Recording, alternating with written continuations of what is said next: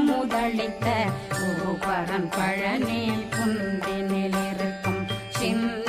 குழந்தை சேவடி போற்றி என்னை தடுத்தாட்கொள்ள என்றனதுள்ளம் மேவிய வடிவுறும் மேலவா போற்றி தேவர்கள் சேராபதியே போற்றி புறமகள் மணமகள் கோவே